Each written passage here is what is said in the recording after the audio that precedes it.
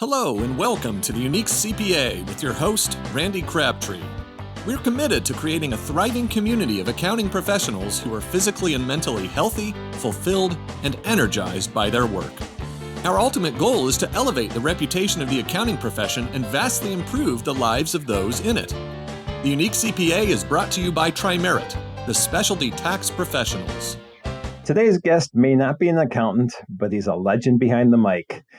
And what he brings to the table is just as relevant to accountants as it is to football fans. Jeff Joniak is the voice of the Chicago Bears. He spent decades captivating audiences, bringing trust to listeners, and bringing energy, authenticity, and clarity to every game. We'll explore how the same tools Jeff uses to prepare, communicate, and lead under pressure can elevate how we show up for our clients, our teams, and ourselves. Jeff, welcome to the Unique CPA. Well, you are a unique CPA, and you're an old friend, so we should tell everybody that now. You've probably known me for, 45 years, so I'm flattered that you even want me on your podcast, being that I'm in the toy department of life in sports. Well, that is a great place to be, actually, because I assume you enjoy it, and being at a place you enjoy makes all the difference in the world. And at least in the game days, it appears you're enjoying what you're doing. Yes, win, lose, or draw, I definitely do. It's the greatest rush of excitement you could possibly have in your life on a week-to-week basis for those 20 weeks of the NFL season. And if you're fortunate enough to do 24, it means you probably got through the playoff gauntlet and won a Super Bowl. So that's been the evasive goal so far. But yeah, it's an adrenaline rush, and I'm very humbled to be doing it. It's a great responsibility, charting the history of this great sport of the NFL and National Football League. Yeah, and so since I am a Bears fan, we have to talk about that for a second because you just mentioned playoffs. And I'm not going to ask you what's going to happen this year, but every year I feel like I'm as excited as I could possibly be, at least in the last handful of years. And this year I'm as excited as I could possibly be. So that is the unique thing about the NFL. 32 teams all have the same excitement, all their fan bases, because this does have a level playing field in a manner of respects. Injuries are the great equalizer, of course. So any hopes and dreams could be crashed with the injury to your starting quarterback or a great middle linebacker. Don't say not it. ours, not ours. But it happens. It happens, obviously, even in training camps or in preseason games. So yes, very excited. Ben Johnson, for all you Bears fans out there, and Randy among them, is very unique. I cannot stop gushing about this man's approach, the way he sets his jaw every day for practice. We just had a practice on Tuesday at Hallis Hall. I don't recall having one like that in my time. I know there had been some, but this was a full-on hitting, contact, emotional, 4 dust-ups. I mean, it was very pleasurable to watch. Nice. And I know for the players, it was very exciting for them too. So he's sharpening this team to be a very violent, aggressive bunch. And so the only prediction I'll make is they will be uber competitive each and every week. And I think they're going to finally learn how to win. And how long that takes, that's the great unknown. Yep. Well, I'm excited. As we record, the first preseason game is a few days away. So you're getting your voice ready for preseason at this point. Not getting my voice ready. It's, it's the homework, trying to learn 90 guys on the opposing team. I know the Bears, but the 90 players on the Miami Dolphins, many of whom aren't going to play, you're going to get the bottom of the roster. And those are difficult games. Preseason is by far the most challenging for me to do. And we're going to talk about things about that in a minute. But first, let's jump into this. You and I have talked about doing this for a while. I'm very fortunate that we have had a 45-year friendship at this point, 18-year-old kids when we first met. Right. And so I'm glad we got to do this. And I didn't mention it, but you are also a podcast host. So you are a veteran of podcasting. How many episodes have you recorded now? Today we did number 158. So that's nice. Bridging 3 years. Yeah, it's fun. I didn't know that this would be the path. And the one thing, you have to morph into whatever is needed as a broadcaster these days, and that's true for any profession. Times are always a-changing, and so you have to adapt or die, right? Adapt and overcome, survive and advance, anything you want to throw out there. And it's been fun because it's more conversational. That's always how I've approached my broadcast career. I've evolved into sounding conversational, welcoming you into my broadcast. And with Tom, also a veteran radio guy of now some 30 years, probably 35 years after his playing career, he has a flair for what sounds good, what people want to hear. So we've enjoyed it. Yep. We've enjoyed it. And you're referring to Tom Thayer, who was an offensive lineman on the 1985 Super Bowl champion Chicago Bears, who is your podcast host partner and your play-by-play host partner for the Bears games. Right. He's lived a gifted football life when you consider he grew up as a Chicago Bears fan. He always says, I've been a Bears fan since 1961, since birth. He managed to play at Joliet Catholic as an outstanding offensive lineman, and they lost one game. And then he gets recruited to go to Notre Dame. Yeah. With every Catholic family's dream, right? For your son to play football at Notre Dame. And then gets drafted by the Bears. We'll dive off into the USFL for a bit for the Arizona team and the Chicago Blitz. But the first year he plays for the Bears after being drafted in 83, he starts on the Super Bowl team. Week 4 on, never left the field in those years, 9 years in the NFL. Played for George Allen, Hall of Fame coach. Played for Mike Ditka, Hall of Famer. Don Shula for a year in Miami. I mean, he's been touched by greatness all the way along the line. But it's a dream to be with him. As play-by-play guys, it's our job to make the analyst look good. I don't have to do that. He does it on his own. He knows the game so well, and I've had many extra degrees added to my bachelor's because I've gone master's program and deep dives into the doctorate of football because of Tom. Yep. Well, let's go into this then. Let's go into, your master's degree through Tom and just in general, the way you have to, we'll talk about the way you prepare and we'll talk about everything else. But first, just finding your voice. So accountants in general, this is the Unique CPA. We have to teach the accountants something that are listening to this because I could talk Bears all day. So we're going to not do that right now. But accountants, I think, don't realize how important their communication skills are and what they have to do because, hey, we're numbers people. We can do that. We have this. But now you just can't do that. You have to be able to communicate. So, I mean, accountants are not calling touchdowns, but they are talking about important things. And so for you personally or for them, what advice would you give them how they can start to communicate clearly with confidence and finding confidence in your voice? Because obviously, I'm guessing from day one, you were confident. You're one of 32 people that do this job in the entire world. But is there any advice you can give them to find their voice and confidently be able to communicate? Well, first and foremost, that takes time. That takes reps. It's like anything in sports or any walk of life. You got to have reps at it, and you got to keep harnessing your spirit, your energy, your mental acuity to what your tasks are. And my biggest advice is something that I learned from following some of the great broadcasters of all time, including Vin Scully, who always said, don't water your wine. He never listened to another broadcast ever in his illustrious career, doing it for the Dodgers into his upper 80s. And that means God gave you your mind, your eyes, your voice. You see it, you say it, which is another great broadcaster, Ernie Harwell. I met him in 1984 when I was an intern in Cleveland, Ohio at an Indians-Tigers game, and I visited with him for quite some time before the first pitch. And I asked him personally what was, how do you get to where you are? And, how do you call a game? It's see it, say it. It sounds so simple, but it's not easy to do. It's funny you bring up the whole communication thing because Kyler Gordon, the Bears' nickel defensive back, just the other day at the podium was talking about communication, and he just threw it in there kind of rapidly, but I hung on to his words. Communication breeds understanding. Mm-hmm.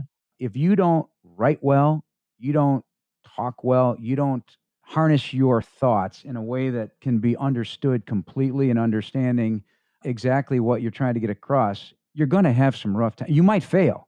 And failure is okay because failure is fertilizer. Yep. But the communication thing is critical, and you would be shocked to know that even in this high level of sports, how much communication falls by the wayside, because if you don't keep hammering the fundamentals of communication, something's going to go awry. Words are powerful. We know that. How they're phrased are powerful. How people take them are powerful, and you have to practice what you preach every day. So the communication is critical, but like you say, you got to find your voice, but don't imitate anybody. Yep. Be yourself. I think that's great advice. And so to expand on that, because I like what you're saying there, but the communication, preparation, all that, but you're doing this in a split second. Right. You're communicating what you're seeing on the field that's happening in that moment. And so let's say an accountant's in a meeting, they have to react to what's going on in that meeting, what the client's asking. And I'm thinking that sometimes they get a little overwhelmed and nervous in that situation, what advice would you give, or how do you personally just react to that situation and not worry what else is going around and around? You have to train yourself. Yeah. I had a guy once, the individual, his name is Drew Hayes. He was a program director in Chicago, was also on the air as a talk show host. He's the guy that really believed that I could do this because I didn't have any professional experience doing it. They took a big chance on me, the Chicago Bears and CBS at the time, to give me this opportunity. They saw how I worked and so forth, but he was going to take me out on the street on McClurg Court and just have me describe the traffic going by, paint the picture. Yeah. But the bigger scope of what I do is knowledge. It's the homework. Knowledge is power. It allows you to stand up there without a script and speak what you know. Mhm. I, as a church going man, when I listen to priests talk, if they're reading from a script, it does not hit home as well as somebody that's going up there without a script and just walking and talking. You got to bring them into your home. And whether that's in church or an office meeting or at a stadium calling one of 32 NFL teams' games, you just got to bring people along with you and make them feel right at home. Yeah, it's great advice. So you're reacting what you just said. You're out, you're going to be calling traffic. So it's preparation too. So you have to know the situation. You have to, and you'll get that preparation or the repetition by being on the client meetings. But you can actually do that sitting in your office too. You can role play. I've seen companies do that as well. And so preparation, and we'll talk more about preparation because that's got to be a huge part of what you do. In fact, let's jump into that. Yeah. We just talked about the fact you're reacting to what happened on the field and this, but there's a lot of behind the scenes work that goes on to that, like you just said about Miami and the 90 players that you have to get ready for. So if we're talking preparation for you, what do you do? And then how can accountants learn from that? Well, I've always believed that success is where preparation meets opportunity. So you also have to seize moments. And the preparation of the homework allows you to do that. You might be nervous before a meeting. You might be nervous before, in my case, a game, but it's nervous energy. It's not necessarily nervous like, oh my gosh, I'm going to fail today. No, you got to have that confidence. And I prepare to the point that 90% of the information I accumulate over the course of a week before I prepare for a game, because it is like studying for 20 final exams. Mm-hmm. That's how I look at it, or reading 20 books over the course of a season.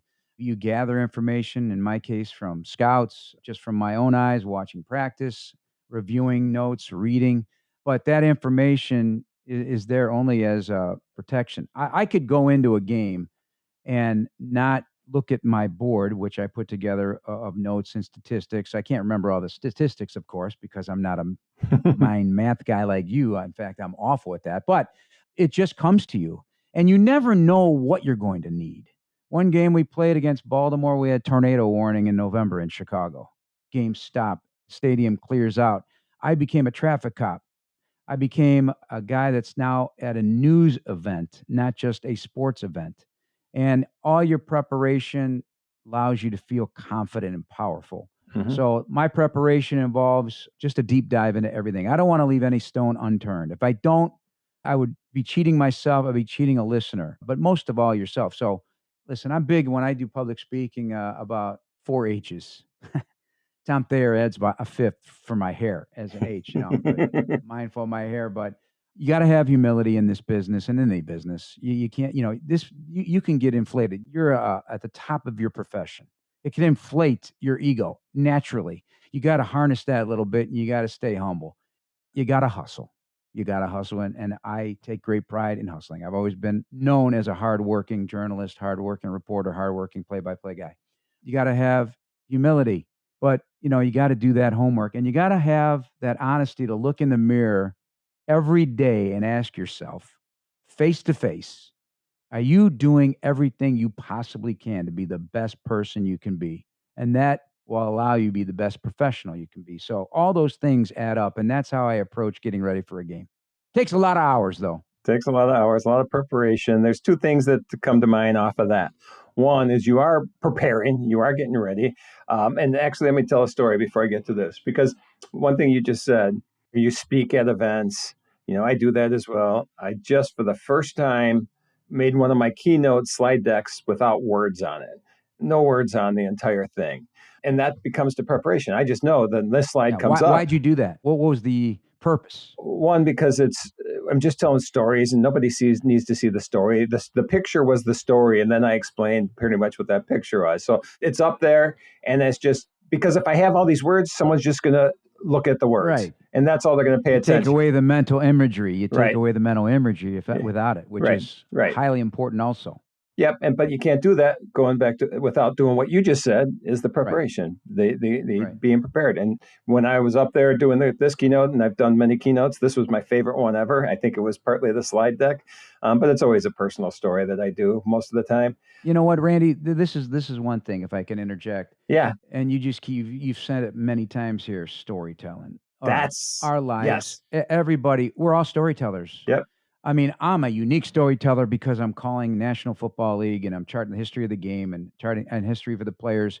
Also, Vin Scully, in big moments, he would turn into talking about the game and setting the scene so that player, Sandy Koufax, in A Perfect Game, what the time of day was, noting the time of day. You can go on YouTube and listen to this broadcast and pull a lot of that out for any professional walk of life that you're in. Yep. Because that moment in time is what the story is going to be told for the next 50 years. And that's still the case on that particular broadcast. He switched into, I'm calling this game for him. It's his keepsake. And our stories are what gets us to where we go. People love, how many times I get asked, hey, you want to come to the Masters? I'll take you I want to go to the Masters one day. Maybe you'll invite me, Randy, because I know you've been many times. No, I'm joking. Only once. I was been once. See, yeah. I wasn't that far off. Yep. You're a man who knows how to get things. So, if you can just come and just tell stories about the Michael Jordan days when you covered the Bulls. Tell me about what's really going on. Now, it's a great offer, but you got to realize, you can't let all the secrets out, right? You can't be that transparent, I don't think. But that's what I do when I stand up and before an audience. And believe me, there's a little bit of, you're climbing up the steps on a high dive platform, and you're walking out there, and you just got to rip the Band-Aid off and jump in. Otherwise, you're going to be hesitant. You're going to hurt yourself. You're not going to have the guts to do it. That's what every event I do. That's what I feel. But I go in there with confidence and I pick out 3 people. I have an audience, maybe not as large as yours. I don't know. You're probably in a big auditorium. But I'll pick somebody to my left, somebody in the middle, and somebody to the right. And those are my focal points. And I get immediate engagement with them, eye-to-eye contact throughout and now if I'm in a situation where I don't know where to go, I look at them. And if they're nodding approvingly, I know I'm resonating. Yep. If everybody's on their phone, I know I'm in big trouble. Yep. If their mind isn't listening to me. And that's we're on the radio, Randy. Yep. Radio is a unique medium now. It's not television. And this is impactful, is that you're trying to reach somebody, a mom driving in her car with 3 screaming kids in the back seat, and we're telling a story on the radio, keeping her attention. Or, you're talking to one person. Yep. That's how I approach it. You're talking to one person that's listening to the game out of the hundreds of thousands that are listening to our broadcast. So you got to relate to them. Yep. It's funny you say that because that's exactly I look at it. In fact, I was just talking to somebody right before you and I got on, and we have a webinar we're doing in 37 minutes. And webinars, there's no interaction. You can't pick out a face. Yeah. But every time I'm on there, like you at the radio, I still envision myself having a conversation with these people. And that's exactly how I do it. So I should start doing the Bears. Here's my big thing. Don't talk at somebody. Yeah. No. Talk to them. Yes. Believe me, it is a title shift difference. If you're talking down or condescending or, you got to talk to me. Don't talk at me. Yep. And I love the whole storytelling because that's something accountants accountants need to get the skill of getting the information to their clients, financial statements, trends, what's going on, tax advisory. And if we're just like up this high level and just saying all these things that are, okay, well, this code does this and that. No, let's talk together. Let's have a discussion, talk to me. That's going to we're going to make that the title of the podcast. Don't talk at me, talk to me. But storytelling. Talk to me, man. I will go to my grave, and that storytelling is one of the best communication styles you can have. We've bankrolled and deposited so much in our minds of a life lived, right? Yep. You and I are gray hairs, right? We got some white hair, great hair. Yeah, we do. And we're still hobbling around getting things done, but people love stories. That's all we do is tell stories. And Yep. sometimes my stories are long, and that'll, all right, get to the point. Some people, don't have that attention span, but you got to hook them, keep them, and just have some fun. Yeah, with this last keynote they did, just to give more people information on storytelling, it was the first time I actually worked with a speech coach, I guess I call him, or somebody that I'm a speech writer. I mean, I wrote it, but he gave me the whole concept, and I've never even knew this before.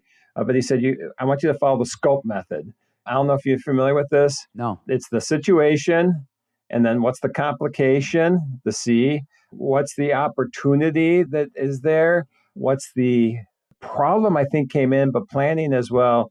And then the E was the end results. What do we wrap it all up into one bowl? And when I did that, when I started thinking about that way, it was really cool because you set the stage here at the beginning, and then at the end, you pull all of that back in to wrap it up. And I probably done that without thinking about it before, but being intentional about that just that's why it was my favorite one ever, I think, is because I ended up tying everything together that we started with, found out what the whole complication was and what we went through, and then what were the results and what we took away from that. Storytelling like that, I think accountants can use that in their presentations. Man, it had such a big impact on me. I hope the audience as well. Did you take a speech class in college at all?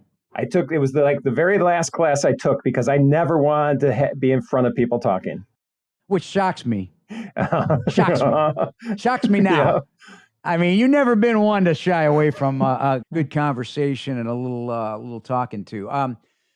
It's no different in speech. You had a beginning, a middle, and an end. Here's what I'm going to tell you about. Now, here's what I did tell you about. Yeah. It sounds simple. I know it's hard to navigate there at times, but no detail is too small though in your storytelling and getting to that final end game. And I don't know, a lot of people can't do it. A lot of people don't want to stand in front of anybody, and some people just freeze up, lose their thought, and it's heartbreaking to watch because I've been in those situations where someone's trying to get something across, they lose their place on the notes. Heck, I hosted the Chicago Bears charity event in the spring, which I do every year, and I've done for the past 25 years. I'm a hand talker. Oh, me too. And so I had a script for because you have to hit some key points for the charity. And script went flying. Now what? So in one clean move, I went down, grabbed it on the fly. It was a thing of beauty. It was like Lynn Swann at a Super Bowl catching the touchdown pass from Terry Bradshaw. So yeah, you never know what's going to happen. Hey, what if your audio visual stuff goes? It's like Caleb Williams. Right. Ben Johnson is testing his ability to handle all stressors. So there's communication in the helmet until 15 seconds before the snap or something like that. But in the first 25 seconds of that 40-second period, if you're going like this, that means he can't hear you. Well, right. What are you going to do? Don't waste a timeout. Right. We got to save those timeouts. You got to have a bankroll of ideas, thoughts that you can rely on to get you through the moment. Because the worst thing you do, you stand up there, you feel embarrassed, you're getting blushed. Now your mind shuts off. You can't think. Yep. Again, preparation. Yeah. A lot of it comes back to preparation. And so, or self-deprecation, I'm big on too. Make fun of yourself. Right. And nobody knows you but you. Oh, yeah. No, I agree with that. It's definitely, I'm trying to think. I'm usually perfect, so I don't have to do that. But Right. You've said that many times too, yes. All right. So let's go back to one thing that you just said then too, because you're saying, Caleb Williams in the huddle with the helmet, but it's not just him. Right. It's an entire team around him there on the field and off the field. And how about teamwork? Because teamwork, I think, is so important. I think sometimes, and just in general, people, but I always bring it back to accountants, we think we are the one. We have to do it. We have the answers. Yeah. When in reality, we have so many people there that can support us and that we're supporting. And how about in the broadcast booth? How does that team work with you and Tom? But you're not the only two there. There's other people. Oh, no. We have a tremendous statistician, Doug Coletti. He's been doing it, 35 years. He did it before I got there, and he's been my right-hand man. He's also a numbers guy. He was a banker. He's now in retirement, but he continues to do this for the love of just being at the stadium every Sunday. And he is fabulous, puts things in context, things we never thought of. And it's amazing the comparative analysis he'll do on something such as, he'll do a comparison contrast. I'm just throwing this out there. I don't have anything specific. Jim McMahon after 30 games as a Bear, and then Rex Grossman after 30 games. And then the similarities, despite how do the numbers say that? It's crazy. Stuff like that. We have an engineer who makes sure that, my ears don't start ringing after games more than they normally do, keeping my levels right, making sure I'm punching it through the crowd. We used to have a spotter. Spotter would help me identify tackles and things like that. No spotter now, so I'm doing that myself, an added layer of trust in my own self, Wow. Which is quite challenging because there's a term in football and probably in all sports, if you think, you're beat. And you have no time to think when you're calling a football game or and you're on stage or doing anything important for a client. You have to react. You can't be thinking. You just got to go. We have a producer in my headset telling us when we have to go to commercial break or how many seconds are left in the break. We've got another producer that's watching these people on the field that have orange sleeves and green sleeves, when the referee is going to call for a timeout. If he doesn't call for timeout, we go to a timeout. Now we're running a commercial and we miss 2 plays. You can't have that. Right. Can't misplay, So there's a lot there. We have a sideline reporter. So there's a lot, but it's like an orchestra, or a dance troupe. It's like an offensive line. If one guy false starts, the whole thing is going to come apart. If one guy's not on the same plane, dropping back to protect his quarterback, there's going to be a crevice for an opening for a rare 1%er in the world that weighs 350 pounds that could put his foot in the dirt and do a hand move like this, and boom, he's by you on your edge, and he's sacking the quarterback. So you have to rely a lot on nonverbal communication. A nod, that's the benefit of being in the same booth for 29 years, Yep. 25 years as play-by-play.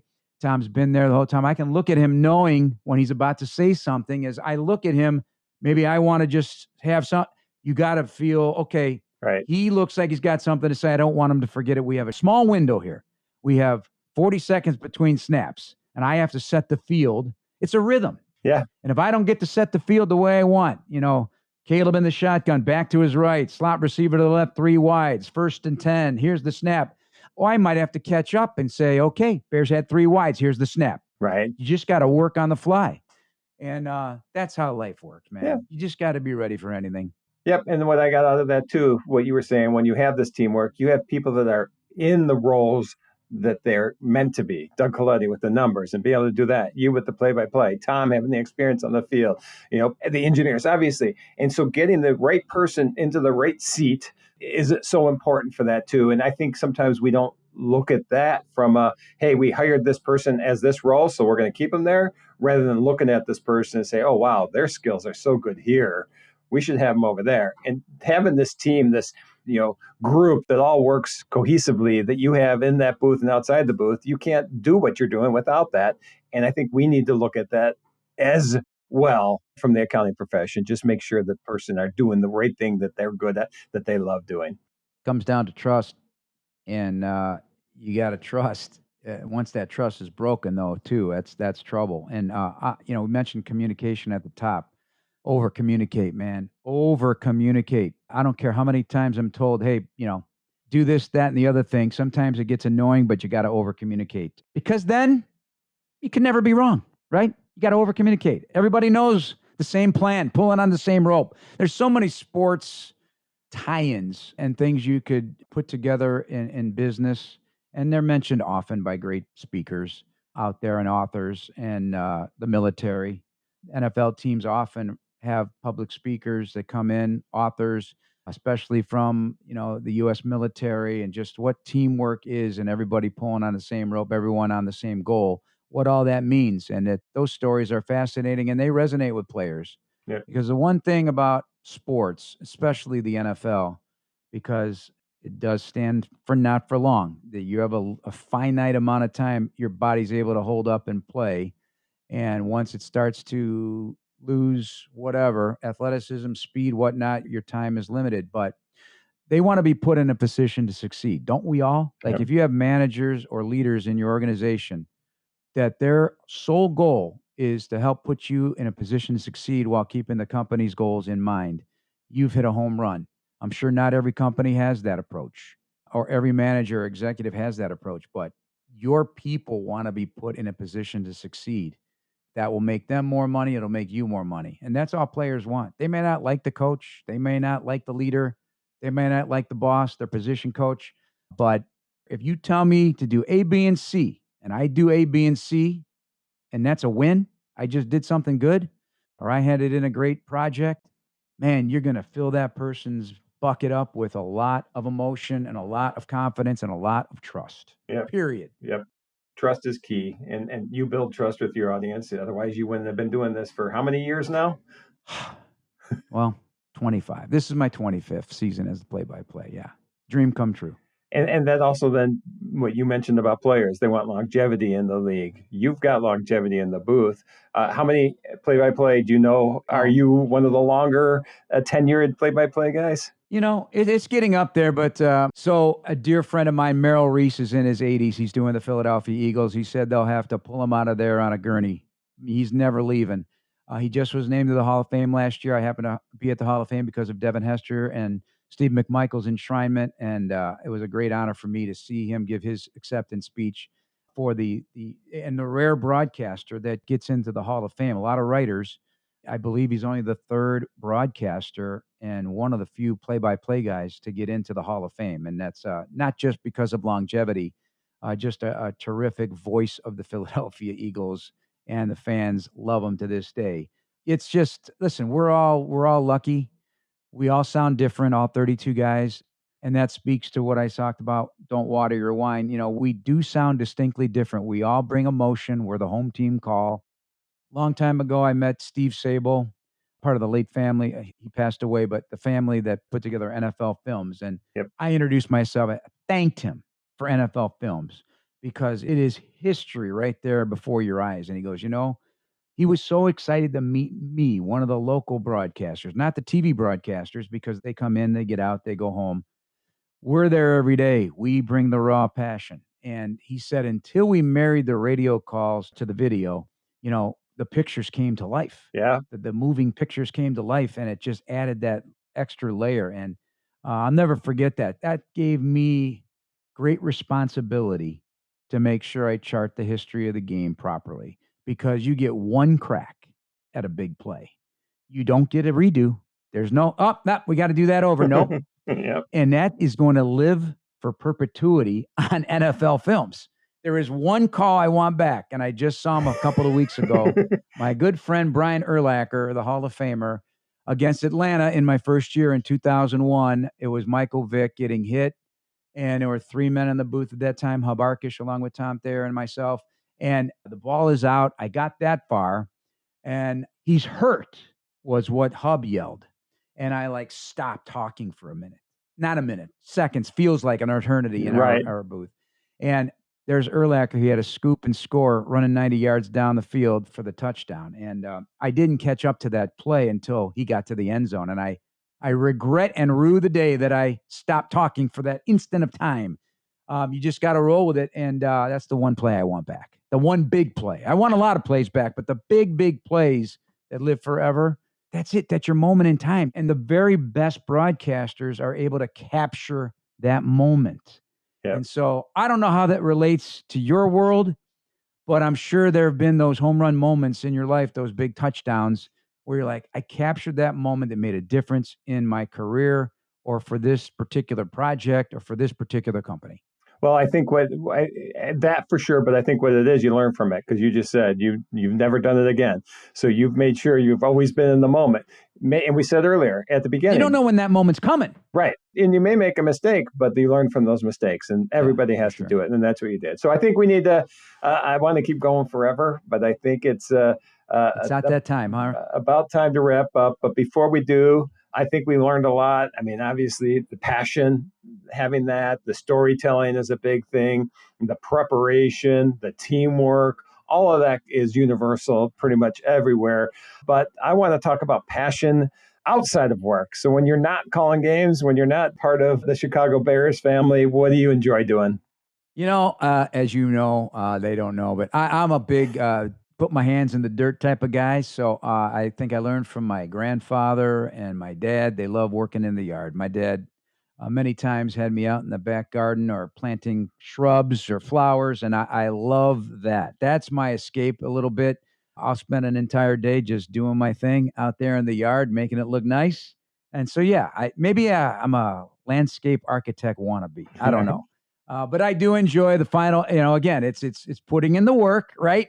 Yeah, It's yeah. digging those holes. It's making sure you water and nurture. And then, wow, by midsummer, it's a beautiful palette of colors. And that kind of just takes me to a place away from the excitement of and the banter and the pageantry of an NFL Sunday. So, yeah, that is, and certainly, my time with friends and family. So, yeah, those are my passions. Awesome. Well, your wordsmith just showed through explaining how that garden works. So I appreciate it. Jeff, it's been so much fun. I'm glad we did this. Thanks for being on the show. And I appreciate the invite. And enjoy this bear season because it's going to be a great one. Oh, I know. Randy will be texting me, what's going on here? Why is this happening? Are we going to be okay? Talking about his beloved Bears. You know how many texts I get within games? Friends and family. I can't answer those during the game, but we'll get to it another time. No, I appreciate it. Randy, and those of you listening to this, I've known him so long. This guy has always been a confident leader. I have the utmost respect, especially for your second act in life, how you have captured the moment and you're running with it. You're being, as you like to say, and I know you said it in this, is you got to be intentional, and you're a heck of a leader, man. And so you're setting standards. Way to go. We're all proud of you. I appreciate it. Thanks again, Jeff. Thank you for joining us today on the Unique CPA. You can find the show notes for today's episode and learn more about Tri-Merit at theuniquecpa.com. Remember to subscribe and leave a 5-star rating on your favorite podcasting app. And join us next time for more expertise and insights on the Unique CPA. ProfessionalProductions.net